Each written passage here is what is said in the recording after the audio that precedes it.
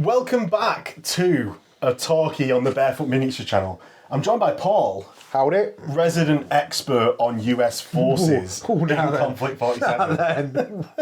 Well, you just won not the last Warlord tournament. You didn't go to that. You didn't get No, chance. we didn't know. You won the one before it. Yes.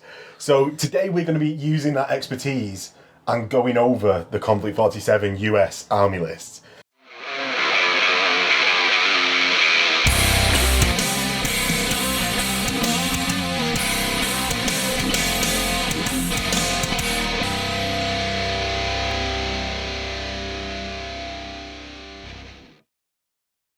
Now, we're going to start first with our general... We'll do the special rules and our general thoughts of the list. So, tying into that, we've got US as a hard-hitting, fast force. Oh, mate, As a general rule, They've not got the best weapons. They've not got the highest armour. But what they have got is the most access to manoeuvrability. So you can get their slightly above average firepower into exactly the right place. What would you agree with that? I'm struggling with this one because I see a lot of folk going, Americans are mediocre. People are saying they ain't got enough punch because the cool kids are throwing Shrek wolves at me and zombies at me, and I don't know, mate. I think you need to play to your strengths with Americans. Yeah. They're super... We've got loads of jump stuff. Jump is really, really strong. Yeah. If they bring Shrek Wolves, don't have your juicy stuff on table, drop them in behind them, ATRDM. A biggie for me with them is the army list itself is so flexible. If you want to destroy something from a range, every weapon's platoons, they've got great stuff. The flexibility in the American list that I found myself... is pretty good. You can tailor lists to do all different jobs. Yeah, because they've got that, say, Paragon Squad that's great in combat. They've got 3 attacks each, plus 1 pen with their daggers. Or you've got... And then running really fast. If you want to go total death from above, we're going to drop in your back lines and hose you down with everything. There's so many mechs in American lists that's got jump. Yeah. Or the Fireflies or not everything least to mention the linebacker. Yeah, mate. Yeah, I'll keep linebackers in a special place in my heart. Shall we go on to the special rules then? Can do. And we'll take them one by one and tell you why we think they are, or why I think they are really good. Yeah. Arsenal of Democracy, right? It's for every dice pool of a rapid fire weapon that you roll in, you get to re-roll 1 miss. And do you want me to tell you why that I think is so good? Yeah. Is because it's entirely based on what you, as the player of US, put in your own list.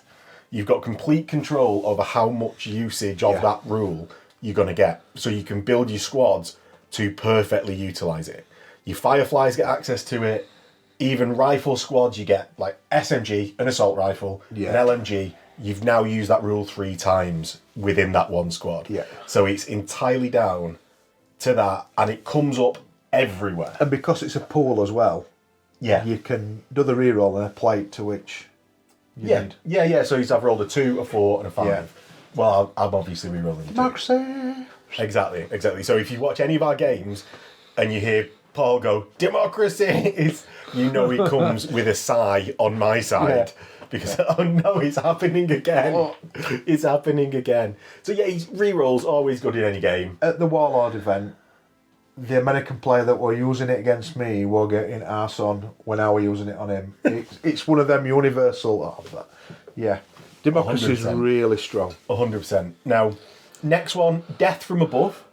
Much more situational. Because it's specific to your jump units. Yeah. But... like American players, linebackers have seemed brilliant to us. Yeah, the Death from Above on the Fireflies. Oh, is it just Fireflies? Fireflies, yeah. The Fireflies get it. If you need them in, and you're not getting the -1 on you for coming in via above, it's just good. Yeah. It's just not having that extra pip that you need to roll. The veterans anyway. Yeah. So you've got to go out your way not to get them on turn 2. On turn 2. Yeah, and that's one of the things. You might be squishier than other armies with those Fireflies as the special unit for you. But you're only squishy if there's something there to squish you. Yeah, exactly. So turn 1, this rule is ensuring that you can leave them off turn 1. Yeah. You still got your dice in the bag for them to go down, so you're still getting the benefit of having more dice. But then turn 2, when the enemy's spread out a bit more, you can drop in with precision and just annihilate something with a first strike. So yeah, brilliant. It's situational but useful rule to what you're trying to do.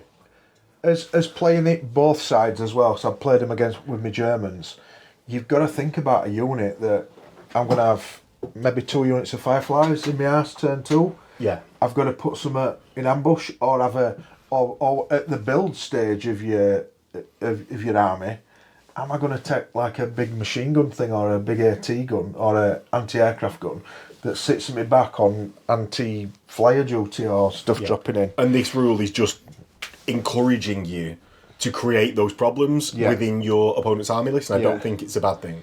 No. Right, next one. Let's go Tesla's gift. Tesla's gift. Tough as nails. Tesla's gift, when you pull a dice out of the bag during the turn, and you assign it to a unit, or a rift dice, sorry, I should say. Yeah. You assign it to a unit that doesn't have a rift dice. If you don't like the roll, you can re-roll it if it's got a Tesla. Has Tesla arc. Yeah. So it's not on Fireflies, even though they've got in the fluff Tesla guns. Yeah. They've not got Tesla arc as a weapon. It's that Tesla arc keyword, isn't it? Yeah. They've got to have. So that's linebackers, Tesla Shermans, Tesla turrets, and Tesla Stuarts. Yeah.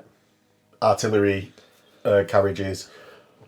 It just ensures that do you know what? I thought when I first read the rule, I was like, this is really good. Yeah. It's not as good as I was expecting. It's good. They've got Americans solid across the board rules. Yeah. But it's not as good. It's not come into it as much as I was expecting. Because it's only those couple of units. There's a reason for that. You'll play me a lot. I'm not a fan of Teslas. So it don't really come in for me because I don't take the Teslas. Yeah. It's on the linebacker, which it's cropped up in, but I don't really use Teslas much in mine. Yeah. Whereas if someone built their list into Teslas. Tesla heavy list, it's a gold mine. Any reroll that can be used actively in any sort of shooting phase, it is a bonus. Yeah. Now, finally, and we've saved it till finally, because I think this is the best rule that Americans have. Yeah. I know I said Arsenal Democracy is amazing. Tough as nails, meaning that your platoon commanders and company commanders get a free guts in addition to their regular guts or luck that you get as the American 2 hero ability selections. That's incredibly good because it means that your units, I know it's only once a game, but your units are operating a second time in a turn. Yeah. In addition to the time that you can do that with guts anyway. I think this is incredible. Well, if you double up on guts is super strong. Yeah. If you're doubling up on it, then the dice manipulation that we've seen before, you need a 6 to kill something, I'm going to whiz it over with the guts. Right, so what you mean by that is, just to explain, is guts, although it allows you to put order dice back into the bag, what it also does is allow you to survive hits if you roll a 6, which is rubbish. Yeah. Third thing, a thing that directly affects your squad with guts, so that's both incoming shooting and shooting that you're doing, you can change the result of a dice roll by 1. Yeah. So if I need 5s to wound your veteran platoon commander, I roll a 5. I'm rolling 5, Bruno. I've got you now, Bruno. And then he goes, no, that's now a 4 because it's a thing that's affecting Bruno's guts unit. Yeah, and that you can then manipulate. Like we've seen, them little key moments can swing a game. Yeah.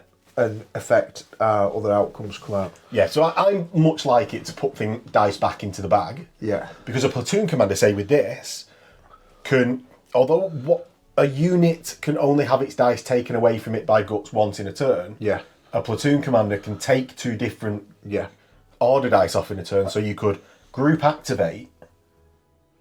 activate 2 units, snap 2, Snap 2. and then after they've been snap 2'd, take the dice back off them Yeah. by activating the platoon commander and taking the dice back as part of that snap 2. Yeah. So it's just incredibly, incredibly good. And do you know what? Let's get straight on. It's super good. The good special rules in general. Yeah. Overall, as a sum up, really strong special rules for the US. I think people's complaints are the units themselves, which I think is just because of direct comparison to other armies. Yeah. They may be slightly weaker. I'm not fully in agreement with that. Yeah. But I think that's what people are seeing, is that why is an Axis trooper better for the same point? Yeah. And it's because those army special rules magnify your unit each time you select it. I think there's the big AV7, AV8. I ain't got any of that in my basic mods. Because you've not got Style Trooper. No. Yeah. But then, in the same way, Japanese haven't. Yeah. It's only Brits and Axis. Yeah. Oh, bears. Bears. Right. Bears. So, right, we're talking about units. Let's get into some unit comparisons. So, the Firefly Platoon is a newly added platoon within the update for Konflikt 47. Essentially, you start off with the Firefly Platoon Commander, 2 Firefly Squads, and a linebacker. Things that, especially the Firefly Squads and Firefly Platoon Commander, were incredibly good within the main game. Now, the linebacker will come to the comparison at the end of this video in the timestamp below. I think is good due to the fly rule. Now, there's some questions about that. Like Phil Burno also thinks it's good. So I don't see this as a downside. It seems like a pretty standard platoon with upsides. So he's also got, once per game turn, you can re-roll the result of a regroup in hell for one of the units in this platoon. That's actually really, really useful. It can mean the difference between getting your squad out of line of sight for incoming shooting following you dropping in or something like that. And I should clarify, the dropping in, it requires now, due to the update to Konflikt 47 base rules, your Firefly squad to drop in, your officer gutses that squad, and that squad can then fuck off on its next activation. So I just misspoke there so that I needed to clarify. So it does allow you to reroll that regroup in hell and get you out of that clutch situation. So it's also got, at the start of the game, before deployment, you can nominate a single unit from the platoon. When the chosen unit deploys from reserve with flight or jump special rules, units that have yet to receive an order within 12 may not react by opening fire on the unit. Furthermore, if the chosen unit has regroup in hell, it may use it to move again after deploying from reserve with the flight rule. So it actually gets round what I just said that applies to the rest of the platoon.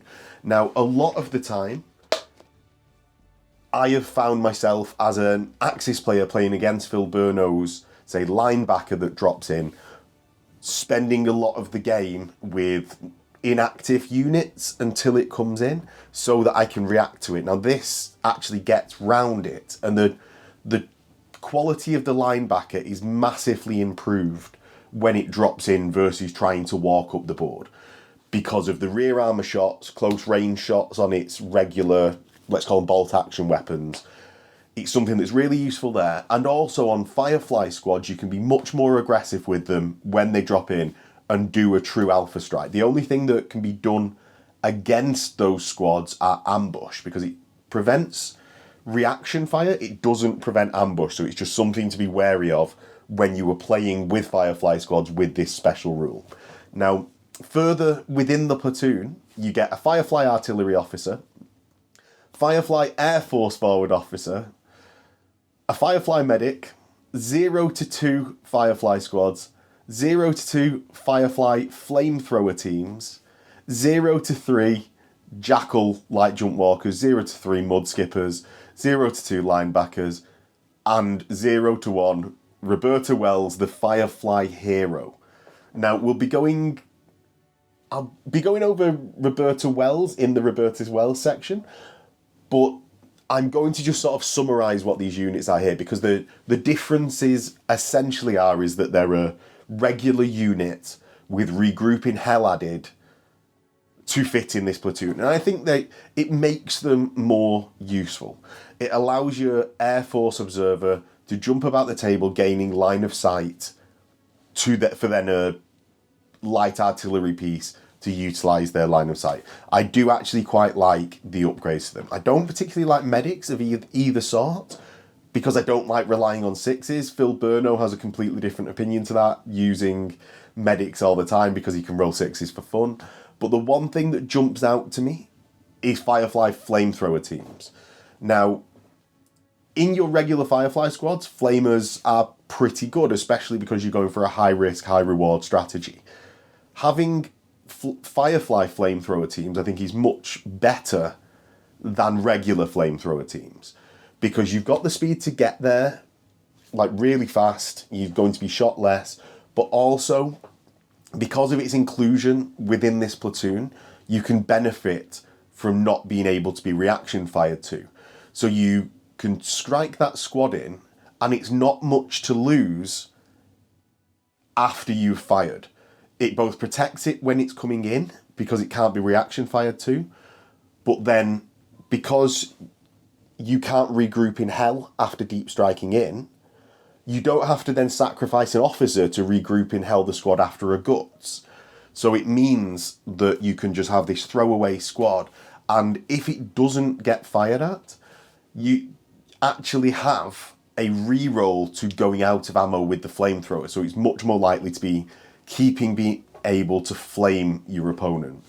And that's important because it means your opponent needs to dedicate resources to take out that Firefly flamethrower team, versus one that has run out of ammo and therefore isn't worthwhile shooting at again. So I think I do think it's really useful. Now, Roberta Wells, as a Firefly hero, is going to be covered in the Roberta Wells section. So let's get on with the guide, starting with the hero section of Slammer Samuels. First one we're going to come to, Slammer Samuels, is 158 points. And it's a fair old chunk of change. It's a fair old chunk of change. Yeah. For that, you can get company commander, ATRDs with like hero stats, like Rift Mastery, luck, stuff like that. The 3 guts is immense, though. Yeah. So within Slammer Samuels, he's a Paragon, so he's movement 8, damage 6, and he can obviously then run 16. He's got He's got a look. He's got 3 guts. He's got a look and Rift Mastery. Yeah. Which is pretty cool. Yeah. Pretty cool for what you're getting. Yeah. He's got a heavy Tesla rifle, a Tesla gauntlet. Yeah. A whack instant push. Yeah. And that gives him 2 Rift dice. So I actually think that's a really big bonus to him and to the US side, because getting Rift dice into the bag, so you've got this churn of dice, is, I think, beneficial for any army. If army. you've got them, then you don't have to stick them on Samuels, do you? If you get your surgeon ones, you can linebacker up. Yeah, so it's basically the more dice Rift dice you're churning through, the more you can get it back onto the units that need them. So that is going to be something that I think in any guide that we do. I really like the miniature as well. Slammer Samuels? Yeah, it's one of the better Paragons, isn't it? We'll get to the Paragon miniature. Yeah. I'll let you mention it in this game guide when we get to the Paragons. Yeah. But he's morale 10, 6+ damage, and he's Tesla Gauntlet. Yeah. He's his active rift ability. He's a beast in close combat as well. Makes him a beast in close combat. I think, though, that the standard Paragon, like active rift ability, giving more guts out, is better than Slammer Samuels' guts ability. Or rift ability, sorry. Like, because all the time, the more guts that you get the more you're doing, and the more squads around you are doing. Yeah. So I think it... And that ties into that mobility at Americans, the flexibility of being able to do stuff, being able to jump in and jump out because you're being gutsed off some... Yeah, which obviously he reminds me of Boromir from Lord of the Rings game, where he's got a high number of guts to start with, But unlike Paragons, which are more like Aragon, Yeah. he's not putting that... Paragon? He's not, Paragon? Paragon. I like that. Right? He's not getting that guts might point every turn. Yeah. So it's that sort of comparison. Now, should we go on to Roberta Wells? Do you think overall Slammer Samuels is worth taking? He's a lovely model.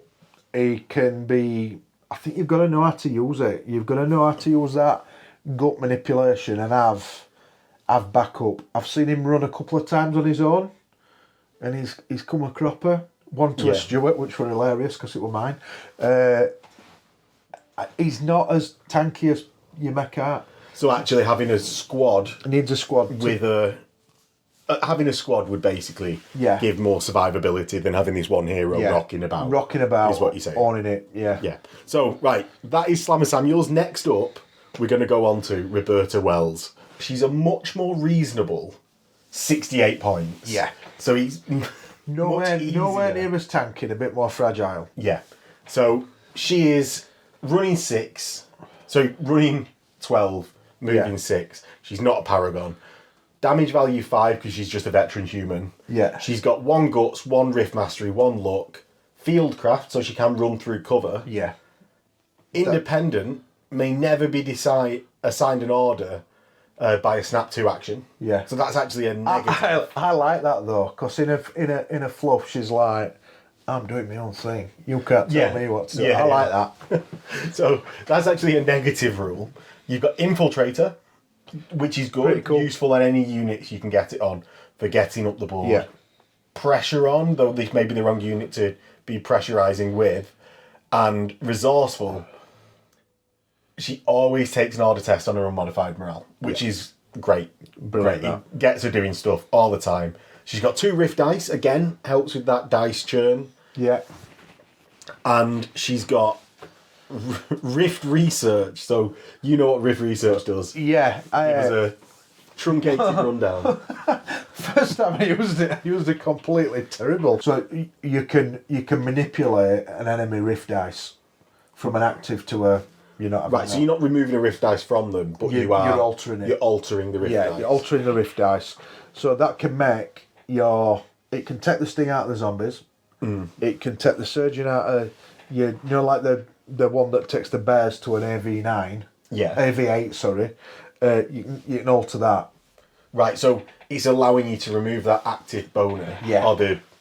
It's good. Because if you use it right, and it can be really situational unless you're used to playing, or used to using that infiltration combination with Paragons or whoever else you're using. Yeah, because you can sort of neutralise zombies with this. So Tottenkoffs can only charge when they've got an active or surging rift dice, and they can also they res based on that, and that's what makes them so terrifying. They've got nothing else to do but be around and be charging and chomp stuff. So if you can turn that to a no rift, or even like your surging Schwerfeld, I say it wrong every time I say it, but to take that surging off that, is a biggie. Because that's awful when it shoots. Yeah, because Schwerfeld projectors 3 shots when they surge in.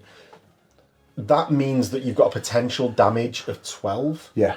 If you can take that to 2 shots, so 4 or 8, depending on the number of hits, that's a big difference, a real big difference. That dice manipulation is really cool. Yeah. Now the exhausted penalty for using her active risk ability, not that big. You lose fieldcraft, and you gain lumbering, so your movement drops to 4.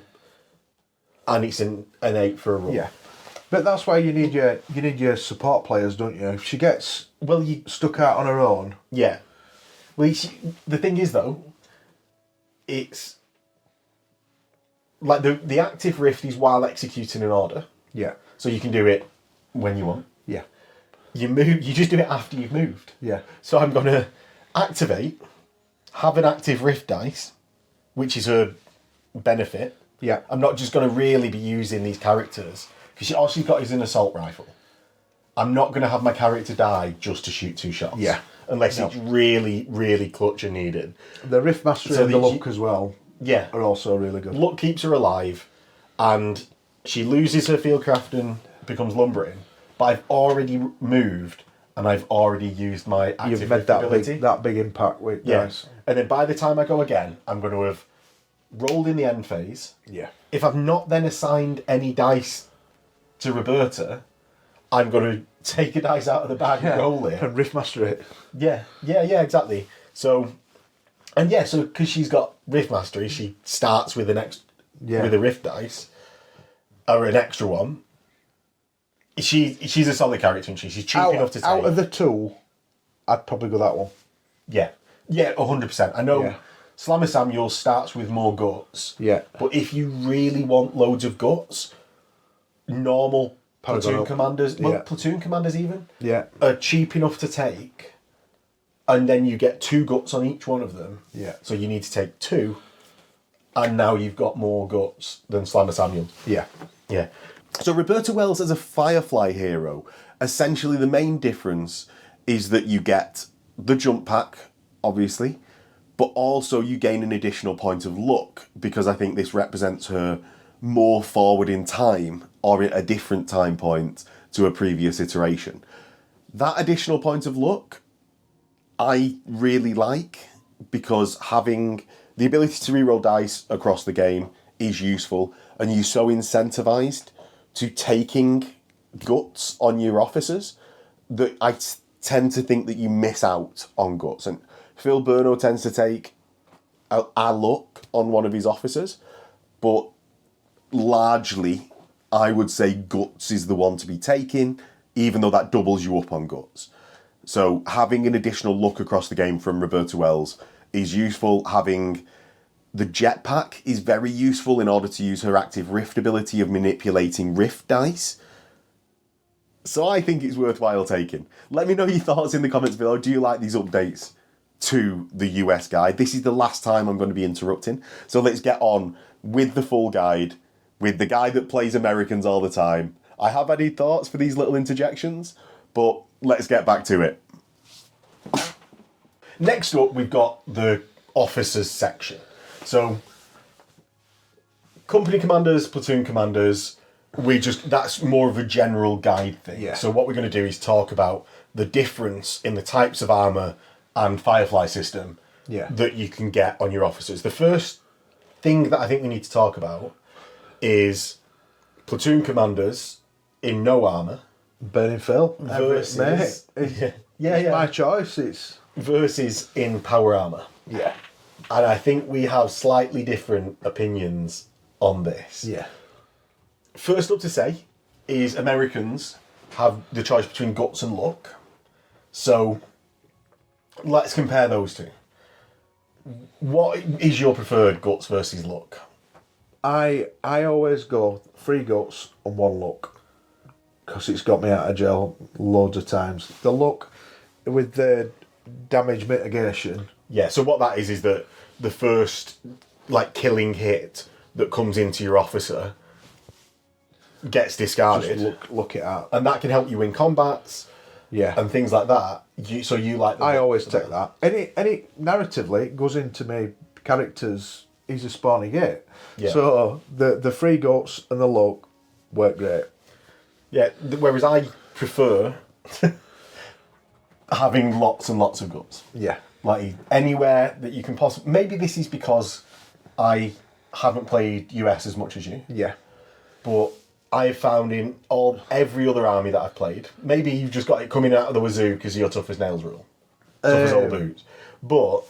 So one way it would have come in is our last game when I played Axis. Your anti-tank sniper blew Bernkoff's heads completely off. Yeah. I could have looked at that. If it had been American squad, I could have looked that shot off and it wouldn't have took the damage. Yeah. So I like that for that. If it does come off when it's needed. Yeah. And you also then have the ability to re-roll any dice roll on the table. Yeah, which is also key. Oh, your AT gun has completely missed. Yeah. Let's just pick a random example that means nothing to me. Yeah. Your AT gun's missed. You can re-roll that. Like a damage roll. Oh, I've got a 1. Oh, well, I'll look that. And then get another 1. Yeah, exactly. So it's 2 really strong choices for the Americans, I think. Nobody else gets it, I don't think, do they? Japanese get luck. get it. Yeah, Japanese were really lucky in the war, right? Yeah. Obviously. So, yeah, he's got some luck. You've got the thoughts there. I like that. Now, the two types of officer that I think are most comparable: power armor, Yeah. no power armor. I like no power armor, but I'm leaning into the power armor. I've got some to chop up to look at. Well, that's just you expanding your force, isn't it? Yeah. Like, let's give a comparison of the two. So I think it's essentially just that +1 toughness, isn't it? But it's quite expensive on the points difference between the two. Yeah. Especially as you've got a small squad, you're not really using them to put in assaults. Like in bolt action, you've got those large squads. Yeah. You can get to eight men in a bolt action American command squad. Yeah, that's nuts. Because you capped at 3, it becomes very limiting on how aggressively you can use those squads. Yeah. So you've been preparing without power armor. I go without power armor, SMGs, ATRDs. Yeah. And you can, because it's a small squad, it sometimes gets picked on by other stuff. So it might get rushed by a squad of Shrek Wolves. But you fire 3 ATRDs down the neck and you're getting 3 kills. Yeah. I think another thing about the ATRDs in command squads is that because you've got a low number of models, you've more chance of... Well, you can also just fire 1 a turn. Yeah. And fire for 6 turns. And fire for 6 turns. Yeah. You're less tempted to be like, oh, I've got 6 models in the squad, so I'm going to roll that dice. Yeah. It allows you to just have that constant single shot high damage output. Yeah. That, although it's not tying into your American squad characteristics, the other 2 members can be with their SMGs. Yeah. You know, like Arsenal and Democracy. not forgetting that the ambush, you use your ATRDs. So if someone does drop in behind you, to leather you, you've got an. So this is where you're putting your ATRDs as well. Yeah. Right. So how would you set up this? Have you just been going SMG, or have you been mixing SMG, assault rifle, and ATRDs? Way I play, which is super aggressive with him. He leads front, does burning fill. 3 SMGs, ATRDs. I don't really use anti-tank grenades, but the anti-tank grenades is an option. And 1 guts, 1 luck. Yeah. Right. So that is the comparison between power armor and not. Let's get into the Firefly and how that differs in its usage. Yeah. So this is one that I cannot talk about. I can talk about platoon commanders in general, but this is a very specific unit. Your Firefly officer. Yeah, they are the blue-eyed darlings of any force. You can be so destructive with a Firefly commander dropping in, even on his own, dropping in and re-gutsing something that's already dropped in itself. Yeah. So drop a linebacker in, drop a squad of Fireflies in, they drop in, they do the initial damage. You can scoot out at way with, we'll come on to it, but then dropping a Firefly commander behind them and going, I'm gutsing that back in. Yeah, you go again. You go in again, and that's in your back line or wherever you need it to be. The flexibility of jump is so strong that personally, it just allows you to do all sorts of craziness. And this, I think, breaking from your 1 guts, 1 luck on the Firefly Commander. That's it. Yeah. Going 2 guts. 2 guts. Yeah. So I've got that right. Yeah. Going 2 guts is the way to go, because it means that on your turn 2, and when your linebacker and your Firefly squads come in, your officer comes in behind them and gutses them both. Yeah. Rather than just reactivating one of them. I've seen it in games. We've coined it as jump chess. That you'll drop in, that gets killed. Someone drops in behind you, that gets killed, and you're taking jumps super strong for me. Yeah. So another thing to say about this unit, it comes standard with the Thompsons, so it's tying into your Arsenal of Democracy. You've not got rubbish pistols that you've got to upgrade to something. Yeah, the +1 damage, you can really hurt stuff. You can take tanks out with them. In rear. Finally, they've got the ATRD, so again, it's a small squad that you can be constantly using ATRDs with, and it's just too effective to be ignored by your opponent. is what I think I'd say. High move as well, and being able to fly into cover. You can't run into cover, but we can fly into it and not have a penalty. Is I'm sorry, I'm just going to have it that you talking about that. Do you know what? Yeah. Do you know what? In the unit section, let's go straight on to Fireflies. So that you're not bursting to talk about them this entire time. Let's do it now. Fireflies. Fireflies are the reason that I got an American Army after seeing the job that Studio Up that Kirsten did a job on them, and wow. I never play Yanks in much, but I saw them and went, yeah, they're for me. But on the table, the people are glass hammering them. They are a bit squishy, but they're only squishy if something can hit your back. They've got so much flexibility with movement. They can kick a ton of awful shots out. When I first started using them, I was throwing a bar in unit to bring points down and to have that like extra range, sniping off ability. Now the Tesla Thompson's brilliant. Yeah, I think that's definitely the way to go with it. Yeah. You've not been at least seeing how your units performed against me. Yeah. You've not been having a great deal of luck with the Flamer. Yeah. They always run out. They run out too fast. You can always miss that Flamer shot. Yeah. Whereas hitting on 2s, re-rolling 1s with your Tesla Thompsons is so good. Getting the +1 pen versus the +2 pen without assault. I never use E-Slug, to be fair. Yeah, I'd agree.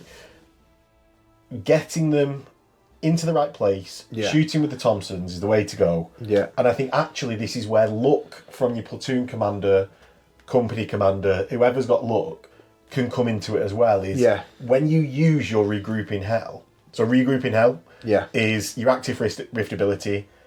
After executing an advance or run order, you can exhaust your rift dice to move them 2d6, and they can't land in cover, but you can move them 2d6. Now, if you roll badly on that, and you have a luck somewhere else on the table, it doesn't have to be your Firefly platoon commander. No. Lucky Jimmy that you're standing at the back with the artillery platoon. It is worth just getting one, isn't it? Yeah, exactly. It's the same logic as I've been using with my ghost squads. Yeah. Like, oh no, I've rolled 11, I popped out of existence. Yeah. No, Lucky Jimmy's on the table. Yeah. And in this case, you can re-roll the bad dice that has just meant you've stayed in the open. Yeah. Rather than being able to regroup in hell behind some line of sight blocking cover. The Fireflies pay off most when you get them into them super aggressive. I'm under 6, I'm going to hose you down. It's going to be a big unit or a vehicle's going up, or both. Yeah. And then get them out of there. Yeah, 100%. And I think it's one of them things that they've only got damage value 5. So, like we were saying at the start, they appear to be worse and quite expensive for it than, say, Axis style trooping. Yeah. And if you suffered from it, I think, a bit in the first couple of games. Yeah. Paul was being very aggressive with them. Super aggressive. Too aggressive. Too aggressive. And you can't quite be just zerging them up the table. No. You can hit things, you were killing single things, but they're too expensive to then just lose immediately. Yeah. You need to be dancing about the table. A bit more canny, aren't you, with them? Yeah, Tau Battlesuity is the annoying way that I put them. But they're not quite that bad. They're not quite that bad. I would draw that comment. Right. So that's how you want to play them, dancing in and out of from behind line of sight blocking cover. Boxing. Boxing. Sting like a butterfly. Yes. Thump like a firefly. Exactly. How big do you like to run your squads before we move on? Basic 6-man squads for me, because like you've just said, they come down, they drop their hammer, they wipe stuff out, but then they've got to get the shit out of dodge, so they're not going to get shot up. I think if you go in a big unit, the regroup in L becomes harder. Becomes really hard, because you're looking to try and shift maybe an 8, 9, 10-man squad.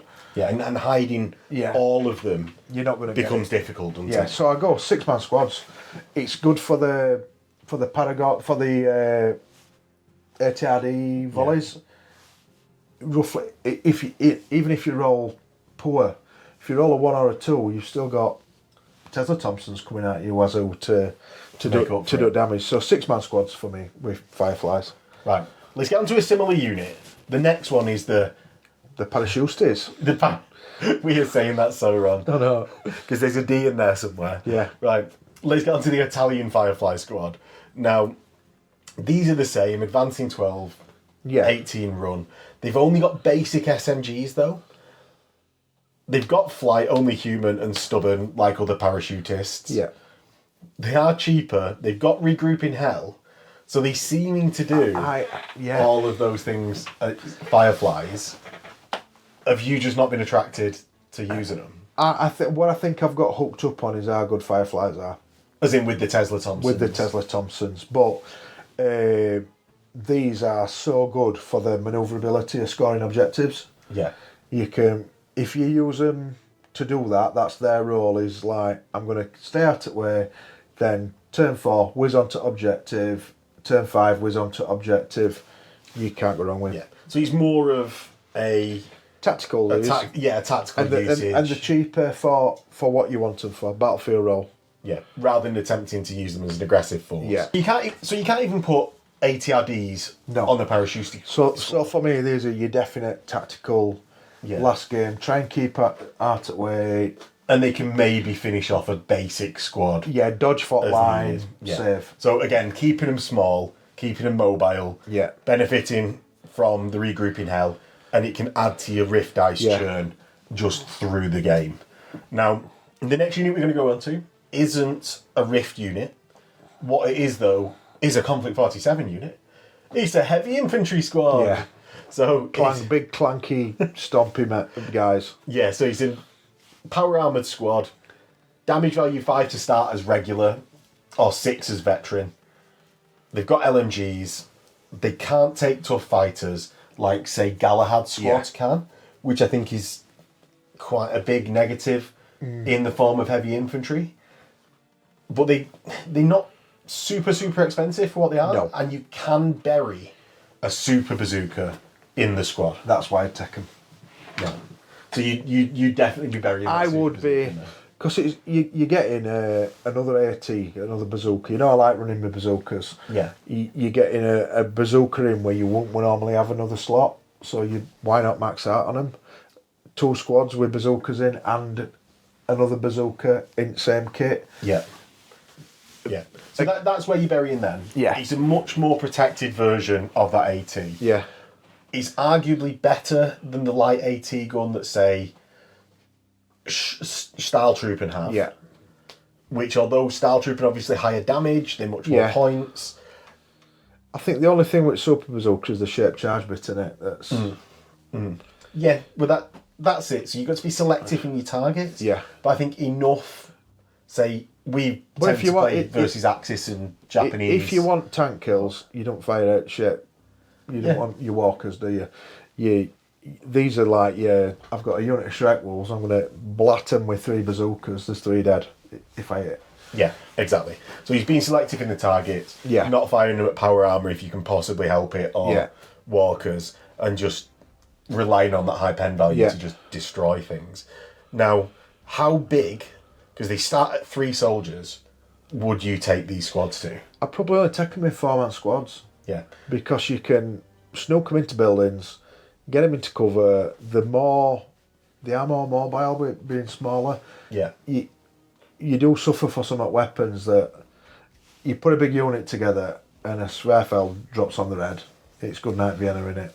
Yeah. Well, I found the same with my Galahads in my Brit list. Yeah. Is I've been running them in 8s, and it's just a big unwieldy squad. Big old blob in it. Yeah, that just gets absolutely... It's only one squad then to fire at based Yeah. on pins, which I've tried running them as regulars, and then you've only got the 5 up. Yeah. If you're running a power armor squad, I would say take them You've got to as take them as veterans, veterans, haven't you? because then there's an actual difference Yeah. for the points difference, and I would say they're worthwhile, Yeah. but you, as we've said, you've just got to be selective with targets. And a battlefield role, you've got a specific role that you want them to do, then pick them. Yeah, I was super happy with my 4-man squad in our last game, and I think these ATRDs on them, again, it's a small squad. Yeah. You're not dying that easily. No. and being able to put out some hurt And when it's needed. the extra border, but awful meat shields for your super bazooka. Yeah, exactly. It's 2 more Yeah. than a regular bazooka team. They're harder to kill. You do need to keep them in cover, even like style trooping. You still need to keep them in cover. Well, we've as an active noticed player. that, haven't we, from his games, that if you're at it open, you deserve all you get. Yeah, exactly. Hug cover unless you can possibly avoid it. And I think using the Americans' guts abilities. More terrain, the better. yeah. Well, that's just for any game, right? Like the look of the board, even. That's it.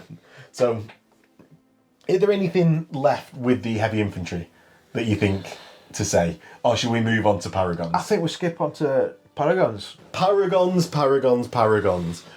Paragons. Yeah. I'm going to make one with a sword now. What have you done? Paragon. They're 84 points for 3 of them. They're fast, so they're moving 8, running 16. Yeah. They've got Infiltrator, so they start in super close. They don't care about tanks because they're tank hunters. Oh my god, this unit.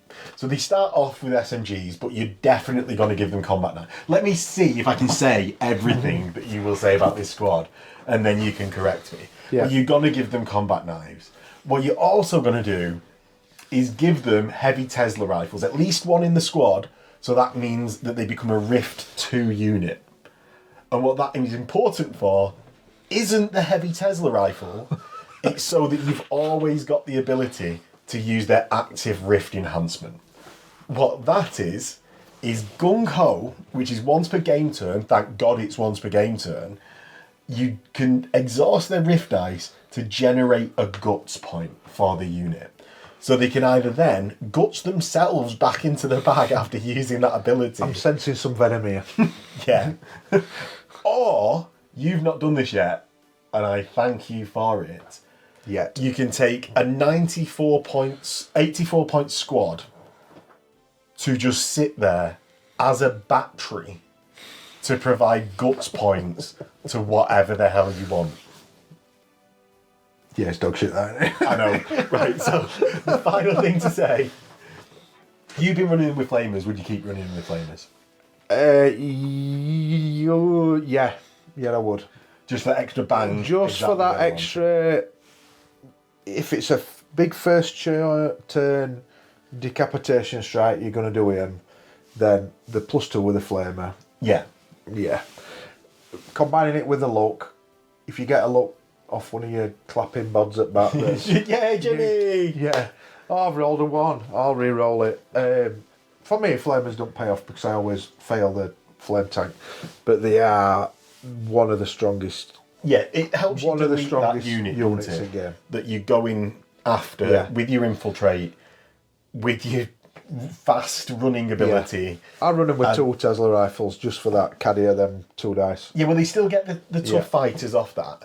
With the knives, the combat blades. The Paragon knives are great. Yeah, they +1 pen and give you deadly 2. So that stacks with the tough fighter, because it's a different rule, and gives you 3 attacks in combat. So Paul's Paragons, when he's running them against me, get +1 pen and 6 of them with Tesla rifles, 1 flamer, get 17 attacks at +1 pen, and they rail through any of my units that they touch. They rinse through stuff, don't they? Yeah. So I think, again, it's another one like Fireflies, though. Yeah. You've got to... They're not damage 7. No. That's not going to appear in the US list. Well, the first time... it's not up to now. The first time I used them totally wrong. And you dealt with them easily. And then you can't just throw them at stuff and think they're gonna do it. You got to pick your targets with them, or work them in tandem with another Paragon unit. So Paragon unit whizzes forward, guts itself back in. Other Paragon unit goes forward. You've got more dice to play with when you're going in. Yeah, and you're like him six-man squads, aren't you? 6-man squads again because of the.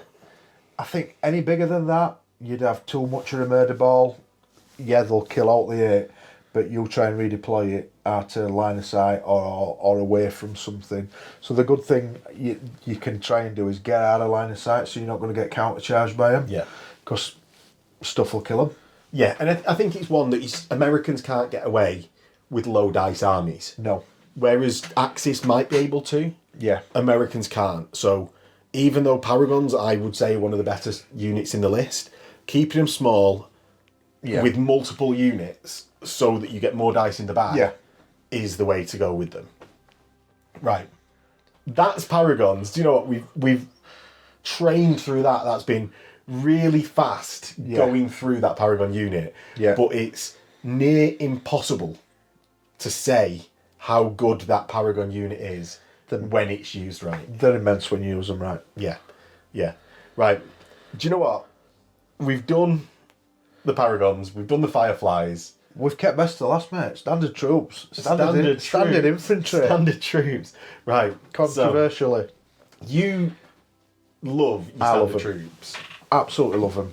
They're cheap, they're cheerful, they're great at scoring additional scenario stuff, brilliant for capturing objectives. I think there's a little bit of the, because they're not super troops, people tend not to waste shots on them.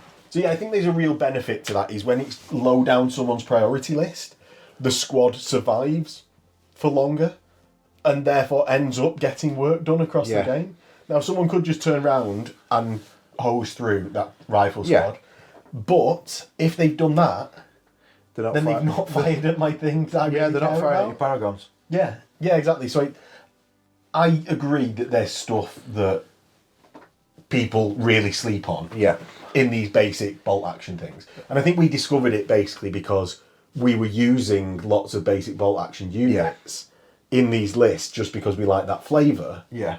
And it's paid in your tournament list. What did you actually run in your tournament list? So I had basic bazooka, basic sniper, basic LMG rifle team. Right, so what size, what upgrades did you have? The 12-man rifle team, 2 LMGs, because anti-sniper, anti-air observer, you're getting an awful lot of shots for your buck. And you're using an Arsenal Democracy reroll. Yeah, and made them stubborn as well, which is really cool. Sorry, what size of squad did you use? 12-man squad. 12-man squad. Yeah, just for that, the bit of a meat shield for the LMGs. Yeah. They paid off. They did well, to be fair. And I think they were part of it why scoring the extra stuff got me to the pole position because of it. Because it allowed you to concentrate on those objectives. Now, I've really been enjoying, this is info from other armies, running an inexperienced squad with maybe an LMG, just I like the look of an LMG in the squad. Yeah. But really, you could do it, no LMG, just inexperienced squad, max the squad size, and you just leave it near a platoon commander that you know isn't going to die. Yeah. So one of your luck batteries on an Lucky Jimmy. Yeah. No one shoots at that. That inexperienced squad.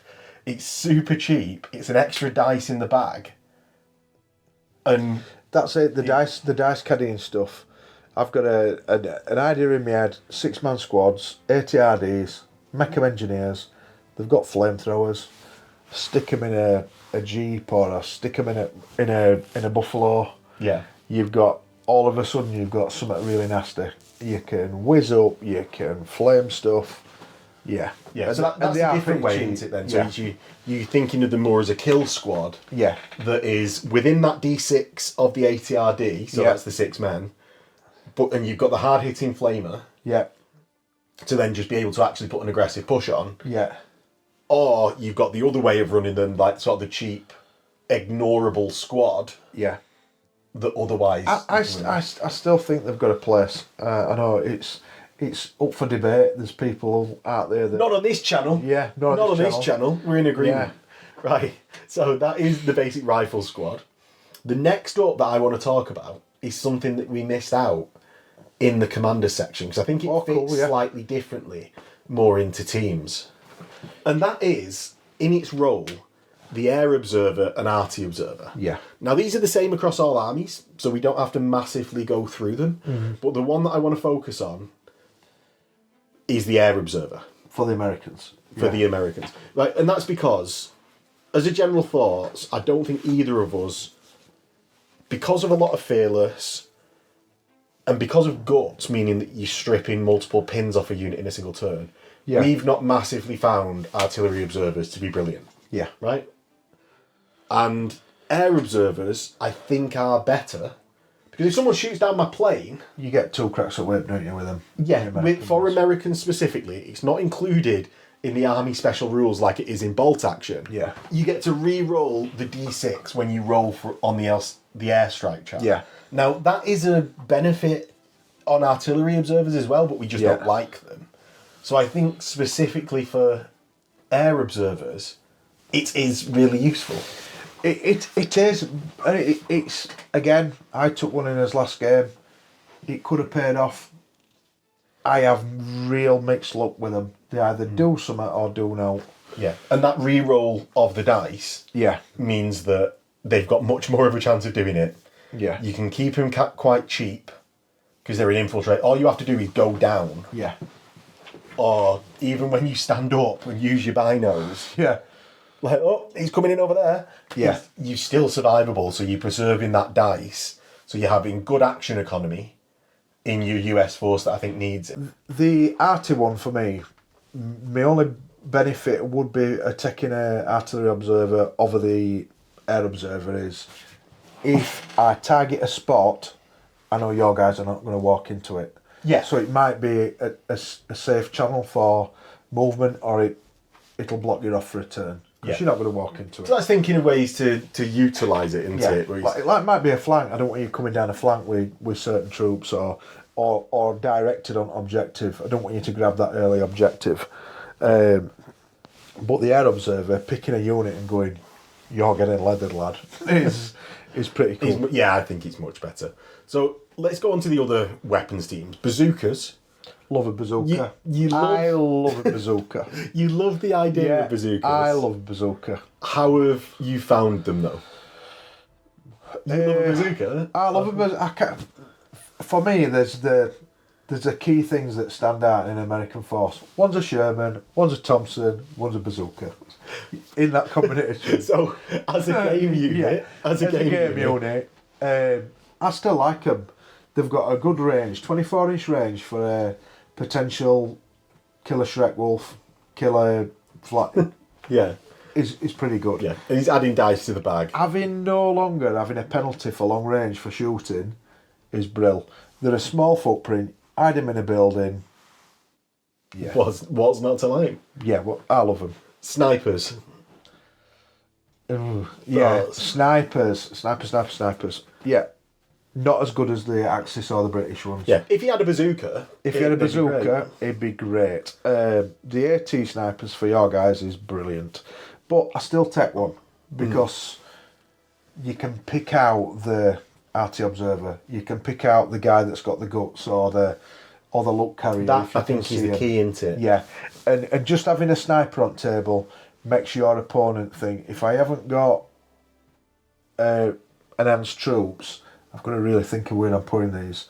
So you're going to be scooting from cover to cover, which necessarily will break up their plan of how it supports. And I know you don't get a cover save versus snipers, but you mean like line of sight blocking. Sight blocking, Yeah. Right, we've got that. Medics. Do you want to say anything about medics? Avoid them like the plague. Again, because I'm spawny, I can roll sixes, usually like the devil. But horrendous. Avoid them like the plague is my advice. Yeah.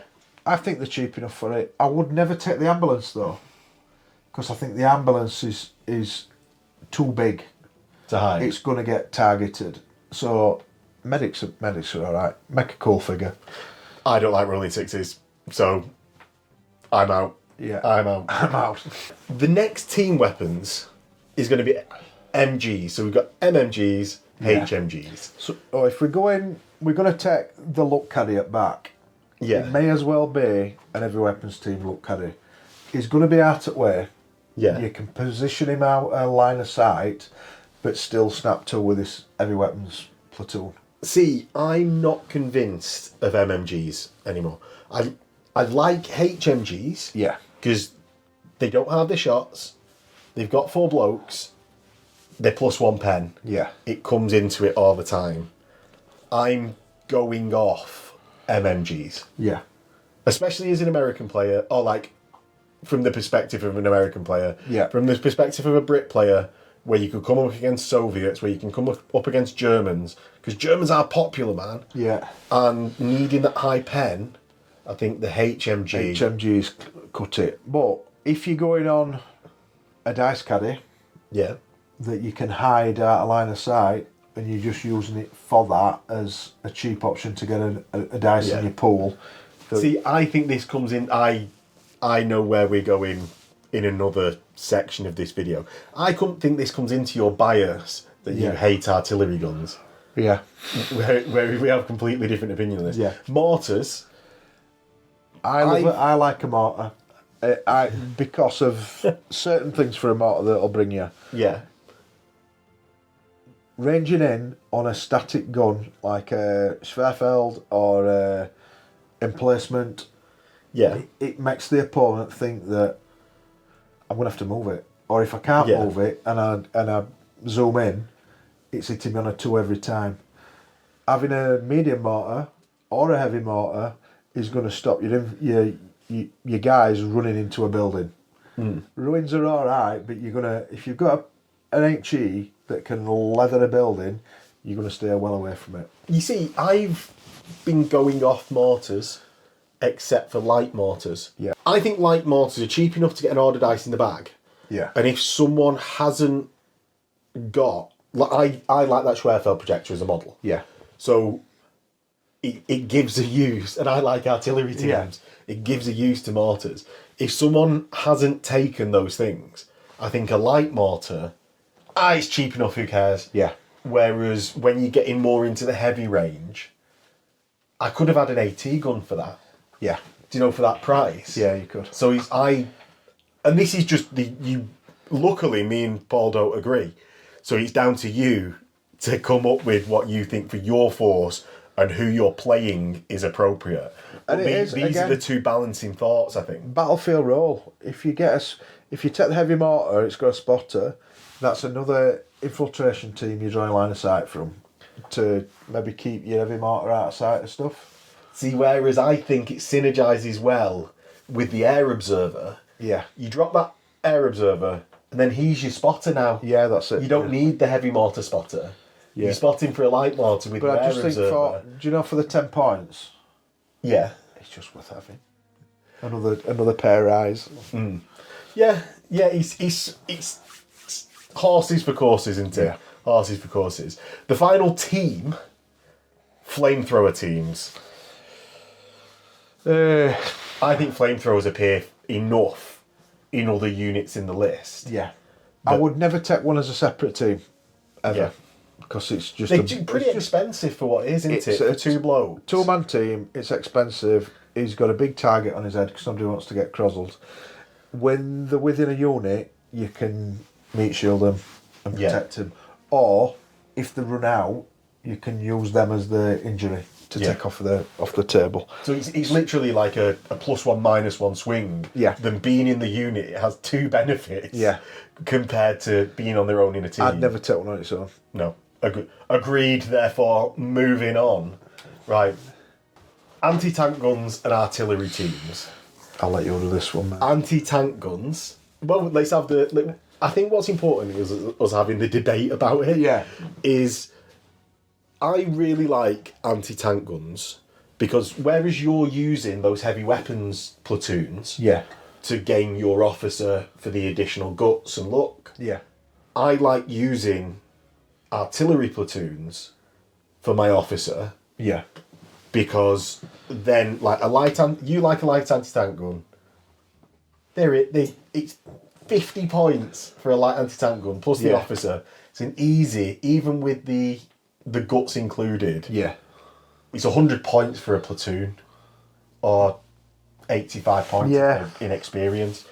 Like it's a real cheap way of getting an extra platoon into your list. And light anti-tank guns, you like it. I'm coming onto them as an artillery piece just because they're so cheap. The Tesla adds to your pool. Tesla adds to your pool. I think they're a bit targetable. When I've used Tesla artillery pieces, I'm the Schwerfeld. It's just because I'm stupid and I like the model. Yeah. That they just so. Do you know what? I love that model. Yeah. I love that model, but I know it's the 5-up gun shield save. Don't cut it for me. No. The Tesla the Tesla gun with the power armored crew. Yeah. I'd take that. Yeah, 100%. I think because it's got more survivability. as soon as you're onto an artillery crew, yeah, 15 points for upgrading to power armor. definite. 100%. I don't care if you go in, like, I suppose I'd upgrade to veteran, but like, veteran with power armor is, if you go in veteran, take the 15 points of power armor. It's park it, deploy it in a building. It's a no-brainer. That. Yeah, I'll agree with that one. Right, next one. I really like medium AT guns on artillery crew. You don't. I think they're cheap enough in the thing. It's maybe as specifically Americans, and they across this, you can hear my thoughts. Paul's the one that's won the tournament with Americans, not me.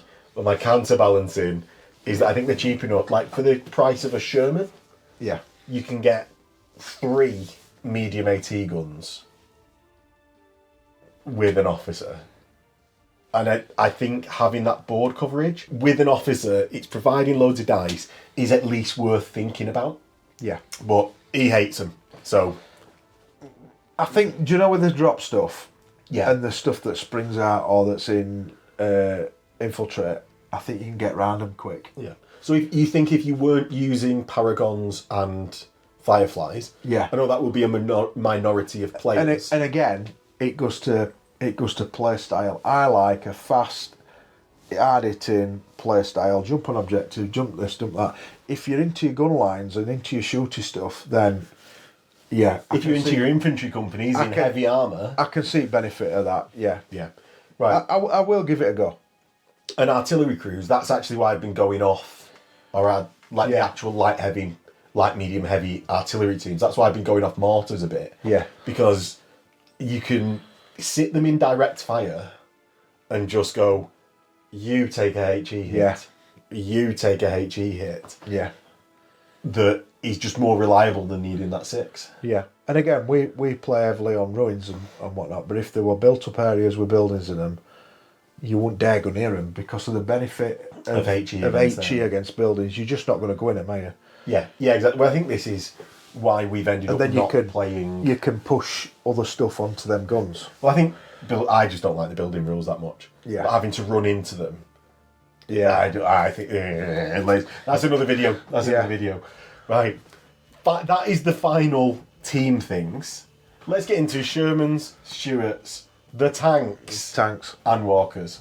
Let's start how they start in the book. The 2 Stuart types. Now, it's it's 8 points for the inexperienced. So it's like around 10 points for basically a better Stuart. Yeah.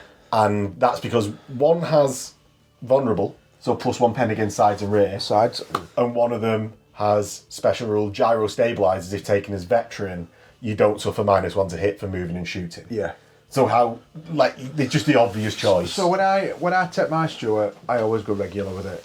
Yeah. Because it's got a battlefield roll of, it's got 1 million machine guns on it. It's quite nippy. Yeah. It's got recce, so you can sort of whiz it forward 1 turn. Somebody will shoot something juicy at it, and then you recce out of there.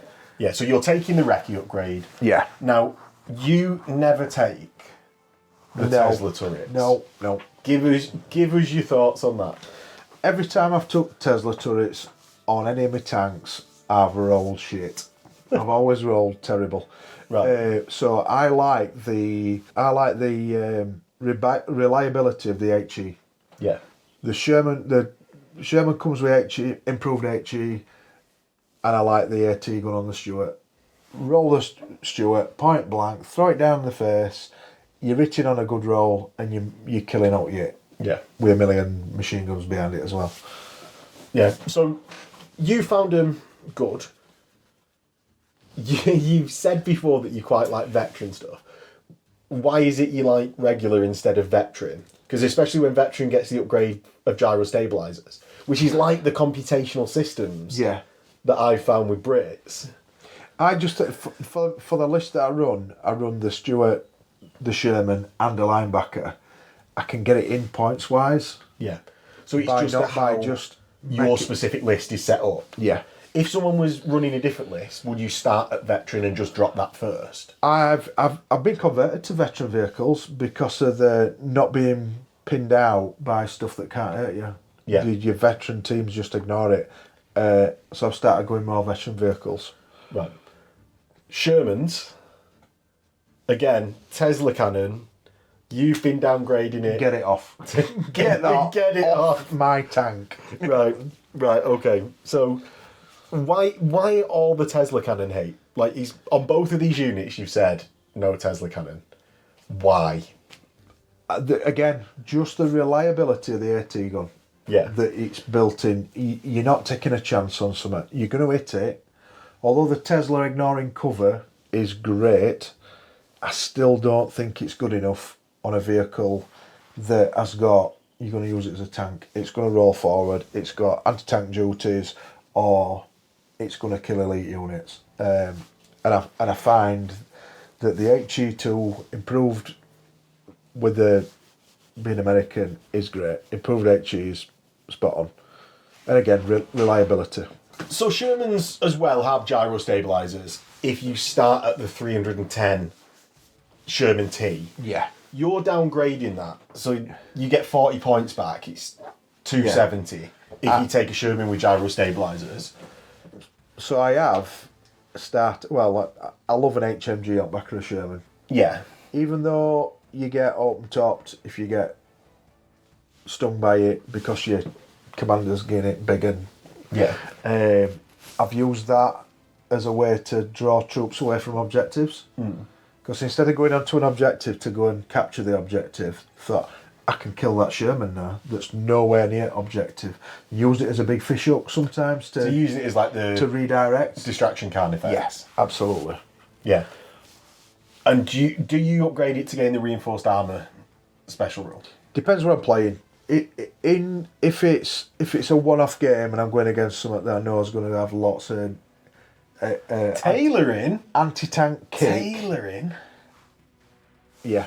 It's Yeah. just handy. It's just it's made it even harder to And it's, again, squidge out.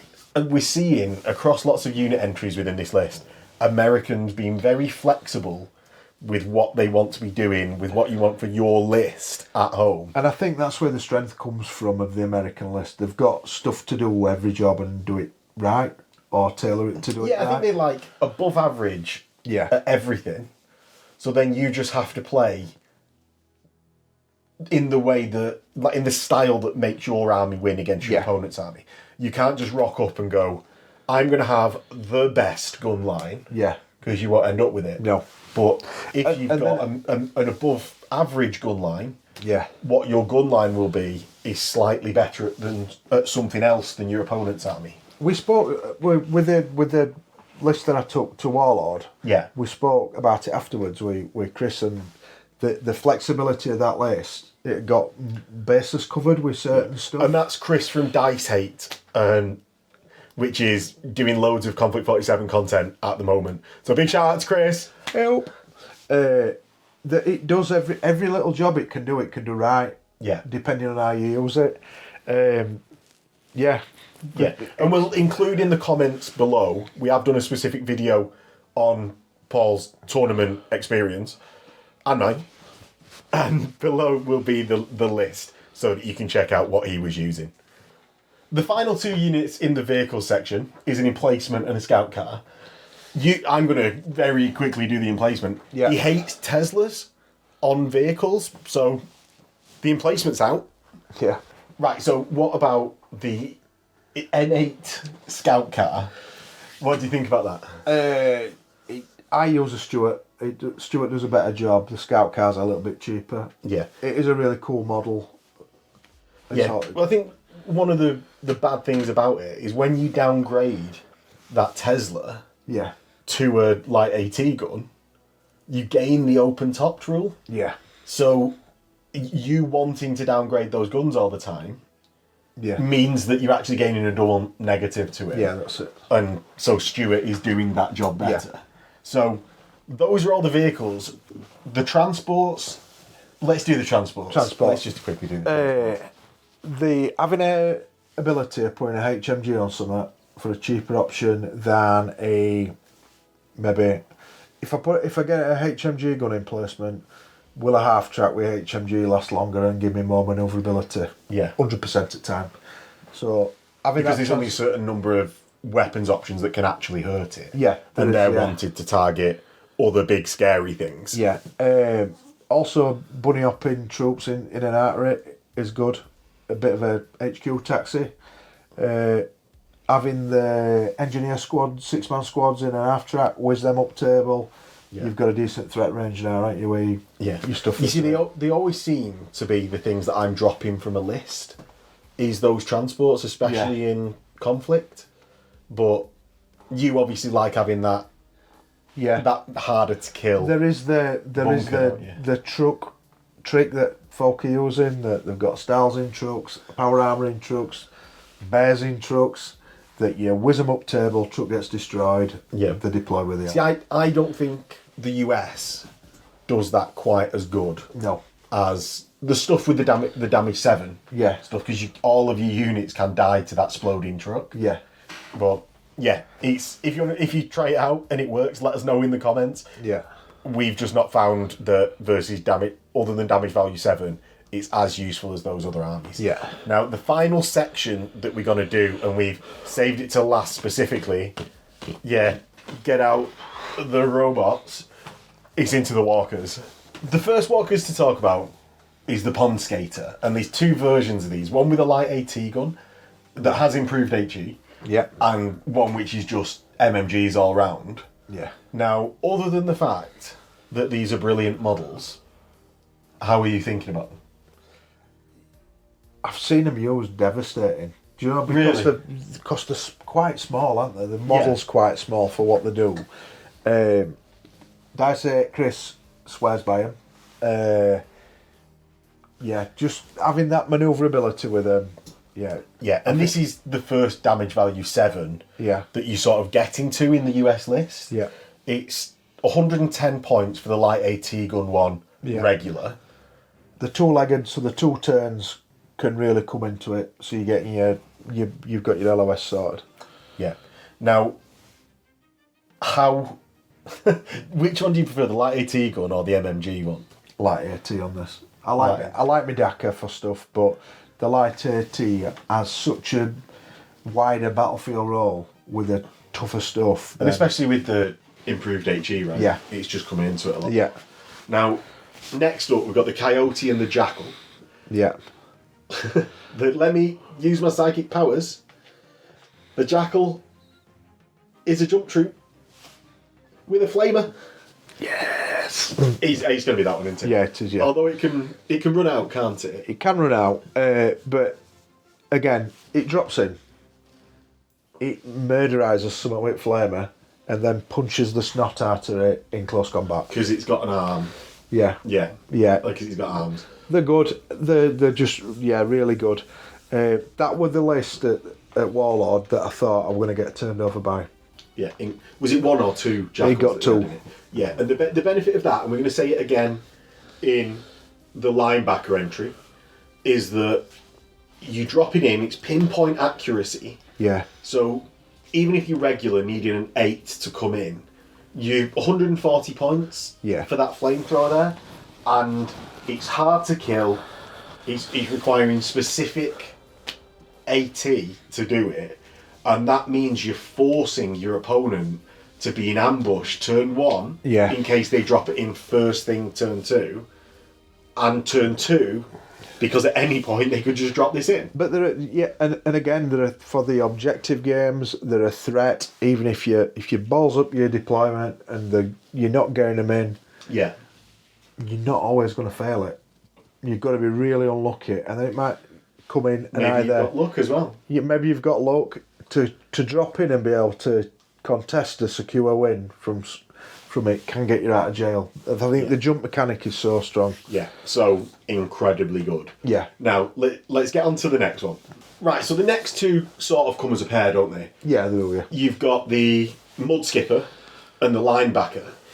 And the reason we're saying they come as a pair is that the weapons options are very similar. So, linebacker, that's going to be the one that you get in the box, so that's what we'll use as the standard. Regular is 328. Yeah. Compared to a Mud Skipper's 290. The linebacker has the MMGs on the front. Nose or flamer. Yeah. You've got HMGs on one arm. Yeah. And then a Tesla on the other arm. Tesla's you built it, you can't swap your Tesla out. Yeah. So you're stuck with your Tesla. Whereas the Mud Skipper is light automatic cannon. Yeah, which your and linebacker's HMG. got. Yeah. Yeah. Because the linebacker can change the its HMG Yeah, to the auto to a light autocannon or a super bazooka. Yeah. Now the 30 points difference comes in the fact that the linebacker's got reinforced front compared to the Mud Skipper's non-reinforced. And again, and the flamer option on the beak as well. I've never seen you upgrade either to have a flamer. So I've got one on the slab. You've got one on the slab? I've got one on the slab. Well, right. So this is one of the big toss-ups in the list, isn't it? I think that you drop it in behind. I don't think the reinforced armour makes much difference. No. Because I think the premium way to play these linebackers, or the Mud Skipper, is you drop in and you find a point where you're not going to get shot. Yeah. And you come in the rear armour and just hose things down. Yeah. So having that pen on both the light automatic cannon and the HMG, super useful. It's got twin light automatic cannons, so that's 4 shots. And the Tesla's got 4 shots, but it requires a rift dice. They throw a lot out, don't they? Yeah. But I sort of agree with people that the Mud Skipper is the way to go. Yeah. It's a cheaper linebacker, isn't it? It's a cheaper option. We know. Just as many shots, but doesn't rely on a rift dice. Yeah. Although it can't add those shots together of the Tesla. Yeah. It's just more reliable. I don't rely on a dice roll at any point to fire. Obviously, I'd rely on it to hit and to wound. But I don't have a further dice roll to even be able to shoot it at full effectiveness. So it's just more reliable. And because you're in the rear arcs of things... Does it look as good? No. No. Does it look as good when you put a HMG and a light automatic cannon on each arm of the linebacker model? Yeah, that's it. That's the thing, and that's what people have been doing. That's the kicker. It works. And they're both super cool. One thing I will say in the linebacker's favour, the Mud Skipper doesn't have the ability to super pen out. No, supercharge. Because when you get a surging dice, you can just take hits yourself. Yeah. You don't massively care because you've got that reinforced armour. So it's not penning you. I've blown myself up every time I've done it. Have you? Yeah. Have you? I have, yeah. I don't remember a single time of you doing it. Yeah, I've not done it with you. I've done it back. There we go. There it is. That time that wasn't filmed, he's done it. But yeah, I don't think it's as painful to the linebacker as it is to your opponent to overcharge. And it's the only way of getting the job done between the two mechs. Yeah. So that is something to bear in mind. But points efficiency goes to the Mud Skipper, doesn't it? Yeah, easy does. Right. Next one, we've got the Kodiak, the Bruin, and the Grizzly. Yeah. Right. So I love the gun platform. Yeah. So what's that, the Kodiak? The Kodiak can be your backstop. That can be drop in if you want. I'm going to gun you down because I'm in ambush. Yeah, and that's got 2 light automatic cannons, one on each arm, and a double HMG on each arm. So it's 4 HMGs and 2 light automatic cannons total. Yeah. So if you are getting them Paracadutisti for the Axis or the Allies or the Fireflies running in, that's going to rip them to pieces. They're not going to want to drop in out near that. It can be a good caddy for looking after an objective. You put a base, because most games we're capturing objectives with infantry. that shreds them. Yeah. Looks at them and just deletes them. And it's more of a static mech, isn't it, than it is like a running about. It's not got jump, or none of these three have jump, but the Kodiak is the one that we're pulling out. The only punishment it does get is not having the fist, the punch arm. I don't think that's what you want to be doing with it, though, is it? But it comes up, doesn't it? It comes up. It comes up. On with the 4 up to hit needed for arms and legs. Yeah. As soon as we realised that was the case, I was like, oh. You mean we did something not right? We may have done something not right in 1 or 2 videos. Filmed in October and before, I will say, rather than at this point in February. Yeah. They went down in my estimations of combat or combat walkers since then. But I think that the combat walker role is it goes in, it makes your guys roll a leadership test. Yeah. Then if they pass it, it punches them to bits. It has a go at it. And then still gets to shoot. Yeah. Which is great, because again, manoeuvrability. Yeah, it's just like an extra 4 rolls to hit, isn't it? It's cool. Doing like close assaults. One thing that I don't like is it the Grizzly that has a medium AT gun? Yeah. Like, it's too expensive for the platform for me to like that medium AT gun there. Yeah. I much prefer the thought of them on tanks. It's just too expensive on the walker. Yeah. And the one that's got 2 fists and a gun.